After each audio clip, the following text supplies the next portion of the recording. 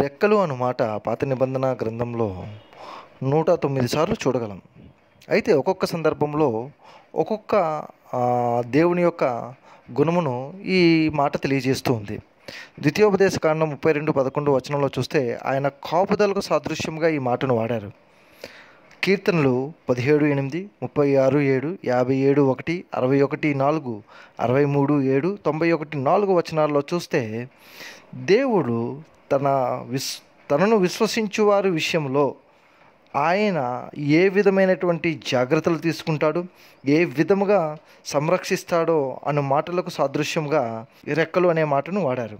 అదేవిధంగా మలాకీ గ్రంథం 4వ అధ్యాయం 2వ వచనంలో చూస్తే స్వస్థతకు సూచనగా ఈ రెక్కలు అనే మాటను వాడారు. రూతు 2వ అధ్యాయము 12వ వచనంలో చూస్తే సురక్షితమైన స్థలమునకు సూచనగా ఈ రెక్కలు అనే మాటను వాడారు. నిర్గమాకాండము 19వ అధ్యాయం 4వ వచనం చూస్తే ఆయన ఏ విధముగా తన విశ్వాసుల బాధ్యతను భరిస్తాడో ఈ రెక్కలు అనే మాట తెలియజేస్తూ ఉంది. అసలు ఈ రెక్కలు అనేవి ఎవరికి ఉంటాయంటే ఎగిరే ప్రాణులకు ఉంటాయి. అయితే పరలోకంలో ఎగిరే ప్రాణులు ఎవరు అంటే దేవుని దూతలు.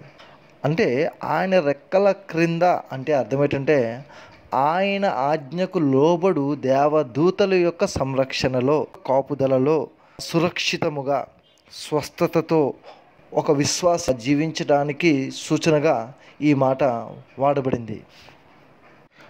ఈ మాటను జెవిష్ రబ్బీస్ ఏ విధంగా ఉపయోగిస్తారు అంటే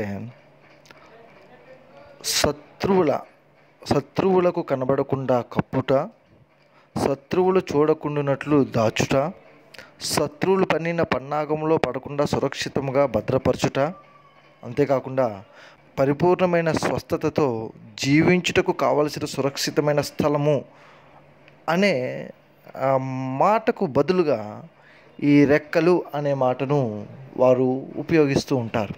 దీనిని బట్టి మనకు అర్థమవ్వవలసిన విషయం ఏమై ఉన్నదంటే దేవుడు మన పట్ల ఎంతో జాగ్రత్త వహిస్తాడని, దేవుడు మనల్ని సురక్షితంగా ఉంచడానికి ఇష్టపడుతూ ఉన్నాడని, దేవుడు శత్రువుల యొక్క పన్నిన పన్నాగంలో పడకుండానట్లు ఆయన ఒక ఆశ్రయ స్థలముగా మనకు ఉండాలని, అంతేకాకుండా పరిపూర్ణమైన స్వస్థతతో మనము జీవించాలని ఆయన ఆశిస్తున్నట్లు ఈ మాట ద్వారా మనం గ్రహించగలుగుతాం.